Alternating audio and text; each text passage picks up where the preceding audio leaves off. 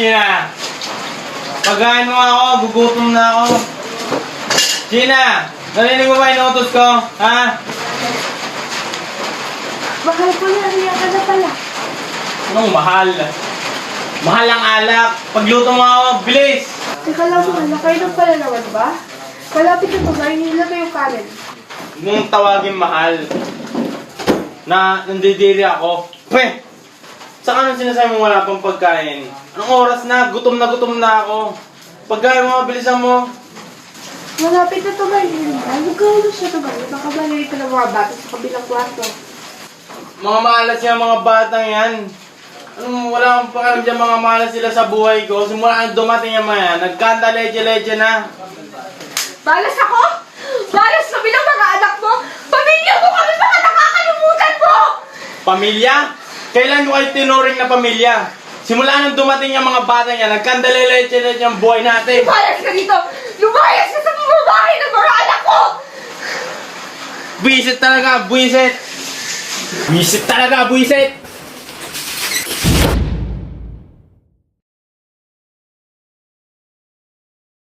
Gulay, prutas, bili na po kayo. Hindi ko na kaya. Hindi ko na kaya maglako ng mga to. Kailangan natin ito gawin para may makain tayo. Kuya Jeff, di ka magpasok sa eskwela?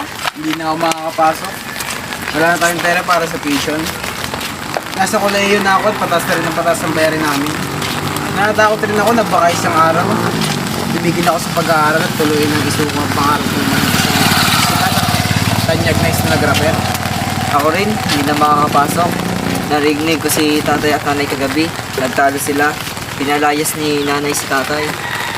Ha? Lumayas si tatay? Iwan na niya tayo? Paano na tayo?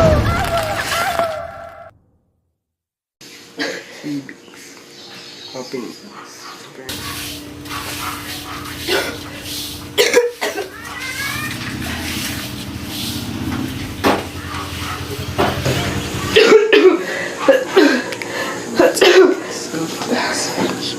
Sisipag ng mga anak kong to.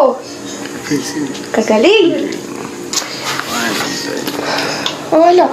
Ano ba? Huwag ka mawala ng pag-asa. Magiging okay lahat. Paano, Nay? Wala na tayong sapat na pera at maayos na pamumuhay. Ito naman. Huwag ka magkala. Gagawa ako ng paraan. Lito lang si Inday. Kailangan ako ng mga anak ko. Kaya kailangan kong kumayod ng maaga para sa pangbayad nila sa tuition sa eskwelahan. Edukasyon na lamang ang tanging yaman na maipamamana ko. Kaya hindi ako papayag na pati yun ay mapagkait ko sa kanila. Gulay! Gulay kayo dyan! Gulay! Te, gulay kayo dyan! Gulay po! Mga sir, gulay po! Nay, ilang oras na po naglalako dito? Kailan pa ako umaga nagtitinda dito? Iho ba't mo natanong? Ako na, kanina pa ako yung paikot-ikot dito. Tirik na tirik ang araw, baka mapaano na kayo niya. Wala iho Wala kasi po bayad ng tuition ng mga anak ko. Asan po ba ang inyong mga anak? Pinapasok ko muna sila sa eskwelahan. Ilang araw na silang di pumapasok. Sabi ko, makiusap muna sila sa teacher nila na ngayong araw ko babayaran. Kaya kailangan kong maglako para maubos yung palinda ko. Ganun po ba, Nay? Siya, Nay, bilhin na namin lahat yan. Total ko, konti na naman. Para makauwi din kayo at makapagpahinga. Talaga ba mga iho? Naku, maraming salamat. Eto, sariwa pa to. Pagpalain kayo ng Diyos, mag-iingat kayo sa daan, okay? Naku Nay, mukhang sariwa nga po ito at masarap pa. Umuwi na po kayo at bibilihan na namin po ito at magpahinga na po kayo.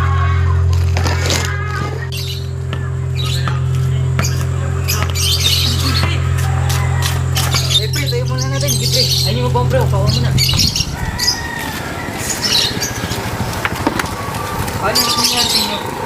Pare po, tubig.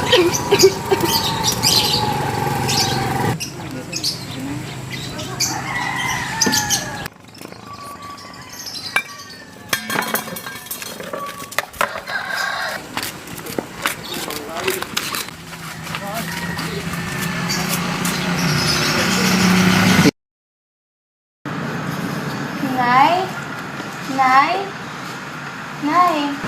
Nay? Anak, Ano nangyari? Nay, sobrang nag-alala kami sa'yo. Pag uwi namin galing eskwela, wala ka ng malay. Oo nga po, Nay. Sabi ng mga kapitbahay, pawis na pawis at pagod na pagod ka daw po nung nabili ka sa tindahan. pasensya na kayo mga anak ha. Ito, itago mo to. Para malala kayo pang tuition sa eskwelahan niyo. Maraming salamat, Nay. Pasusunod, huwag niyo na po kami pag-alalahanin ng ganyan, ha? Kami na pong bahala maglako. Hindi na po kayo ng katawan niyo. Mahal na mahal po namin kayo, Nay. Maraming talagang salamat mga anak.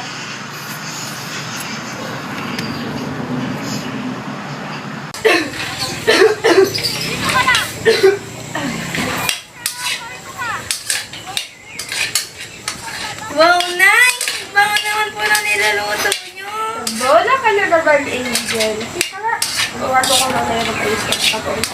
Oo nga, Nay. Mukhang masarap po yan, ah. Tumigil kayo. Tumigil na ako. Kakain na kayo. Oh, tama na yan mga kapatid. Nay, kumain na tayo dito.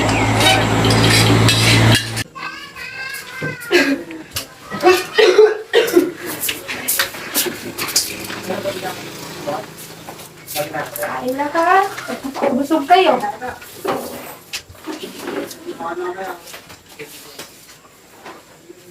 Magpapakabusog kayo. Masarap ang ulam natin ngayon. Ang daming nabenta ni Inay na gulay. Nay, kamusta na po pakiramdam niyo? Oo nga po, Nay. Wala po bang masakit sa'yo? Huwag na akong alalahan ng mga anak. Okay lang si Inay.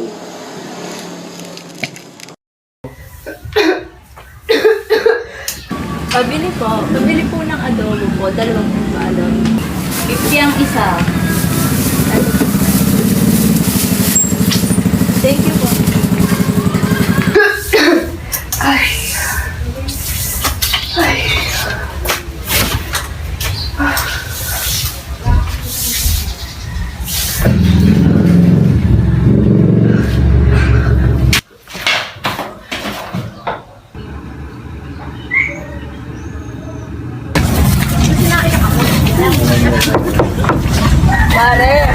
Mare, sino dito? May dala akong pagkain.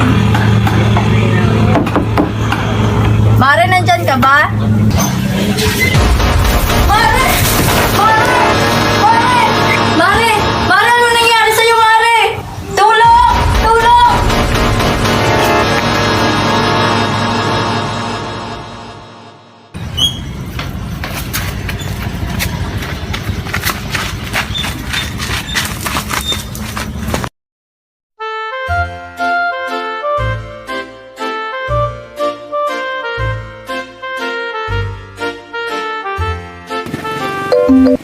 Kaya na tayo to. Tulong ka. Ano po? Bakit po?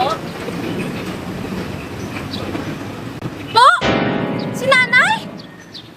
Ano nangyari kay Nanay? Nanay? Kuya, tara na si nanay ng hospital!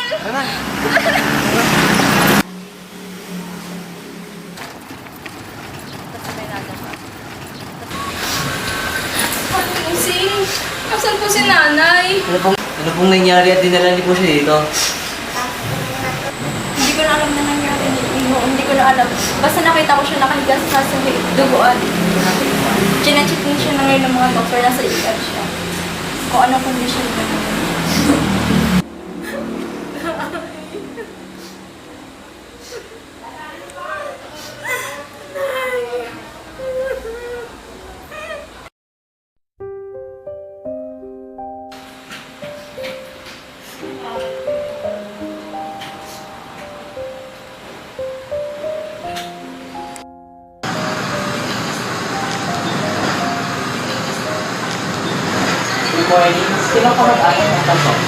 Kami po, Dok. Kami po ang anak ng pasyente. Kamusta na po si nanay, Dok? Kinalulong ko itong sabihin, ngunit may brain tumor ang inyong ina. at kailangan na siyang magamot sa lalong madaling panahon dahil marami na rin dugo ang nawala sa kanya.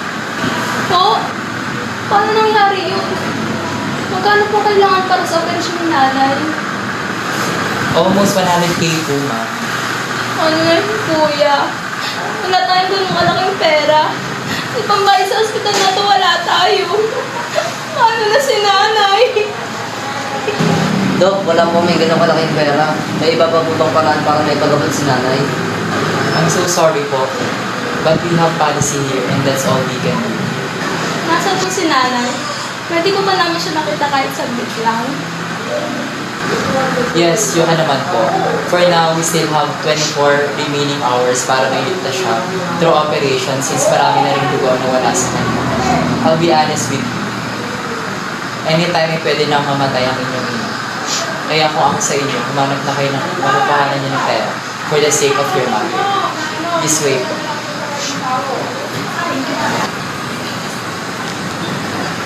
Nay! Nay! Hindi na po namin alam kung saan kukuha ng pera sa operasyon niyo. Nay, gising ka na ang po dyan, oh. Sana palagihit na lang lahat ng to.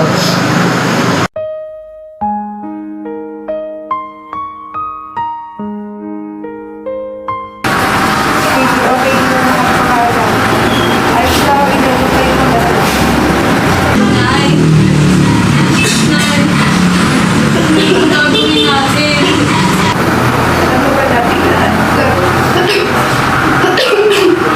Wala na tayo magagawang solusyon sa sitwasyon natin ngayon. Pagdating lang natin na ito na yung nangyayari sa akin. Pagdating lang natin yung pangalaman. Ano naman eh, huwag po kayo magsalita ng ganyan. Tama po si Kuya Mark, Nay. Huwag po kayo magsalita ng ganyan. Ay, mga anak ko, alam ko kung kakayanin mo. Alagin yung batang na ano, nasa tabi yung nakakalagi, okay? Mahal ko kayo mga anak ko. Mahal po namin, Nay. Kuya, sobrang laki halaga ng 100,000.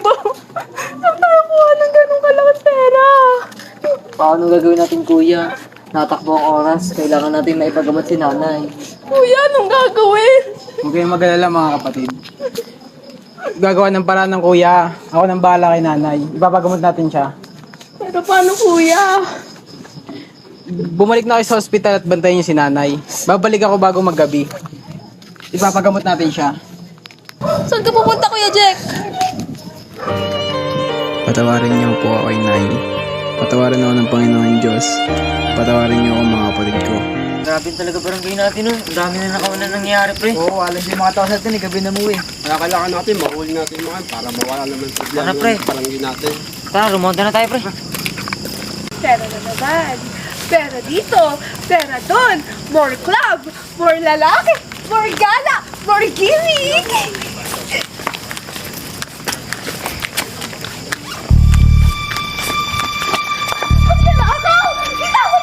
Sige mo lang magwag! Huwag ka namang malagpa!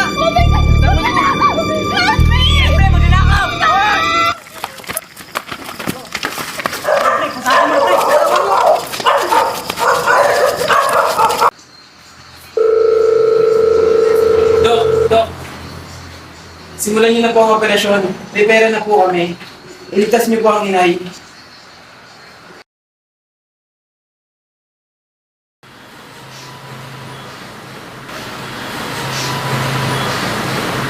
Kuya, kamusta?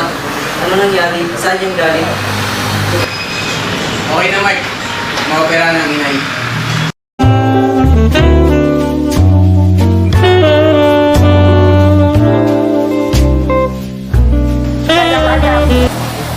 Di mo ba sinasabi sa akin, kapatid ko, saan mo nakuha yung pera pinang-opera sa akin? Ano naisip ko din na yung manatira ko yan? Makapagsimula tayo ng magandang buhay.